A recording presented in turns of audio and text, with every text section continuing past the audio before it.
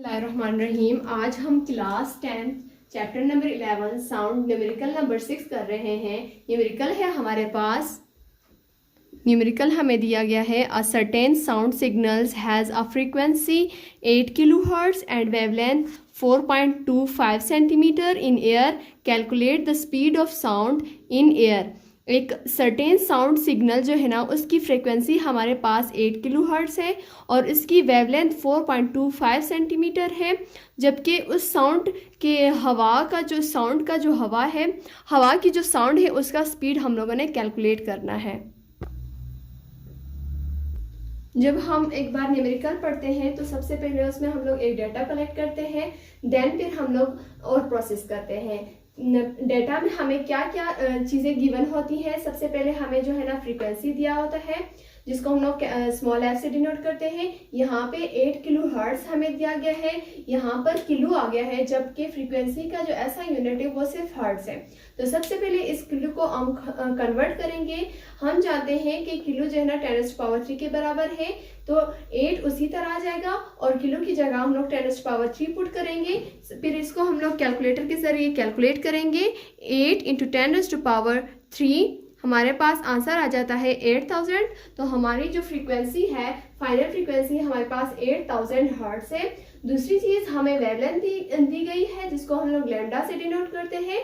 Lambda हमें 4.25 centimetre दिया गया है, जबकि लैम्डा का जो ऐसा यूनिट है वो मीटर है, तो यहाँ पे सेंटीमीटर आ गया है। तो सबसे पहले हम लोग इस सेंटीमीटर को मीटर में कन्वर्ट करेंगे, देन फिर और प्रोसेस करेंगे। सबसे पहले वी नो दैट, हम लोग जानते हैं कि जो सेंटीमीटर है वो 10⁻⁻² के बराबर है। तो सबसे पहले ये जो 4.25 है वो 10⁻⁻² के साथ मल्टीप्लाई होगा, फिर लैम्डा का आंसर आ जाएगा। वो किस तरह मल्टीप्लाई होगा?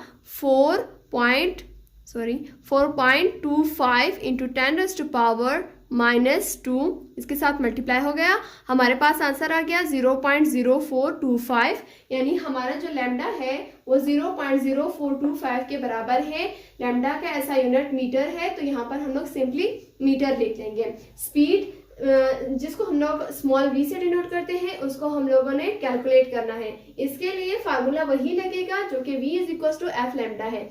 अब यहाँ पे हम लोग स्पीड कैलकुलेट कर रहे हैं, तो v इसी जगह पे रहेगा और उन दोनों को आपस में हम लोग मल्टीप्लाई करेंगे। v = f का हमारे पास आंसर आया था 8000, सिंपल ब्रैकेट 8000 लिखेंगे, देन ब्रैकेट लैम्डा का हमारे पास आंसर है 0.0425 ब्रैकेट। अब इन दोनों को हम लोग आपस में मल्टीप्लाई करेंगे, देन फिर स्पीड का हमारे पास आंसर आ जाएगा। इसको हम लोग मल्टीप्लाई किस तरह करेंगे? Simple bracket 8000, simple bracket 0.0425, simple bracket, answer हमारे पास आया 340। तो स्पीड हमारे पास 340 आया। स्पीड का जो ऐसा यूनिट है वो मीटर पर सेकेंड है। इस तरह हमारा स्पीड भी कैलकुलेट हो गया और न्यूमेरिकल नंबर 6 कंप्लीट हो गया। इसी तरह जो चैप्टर नंबर 11 है साउंड का, वो कंप्लीट हो गया। होप सो कि आप लोगों को समझ आ गया होगा।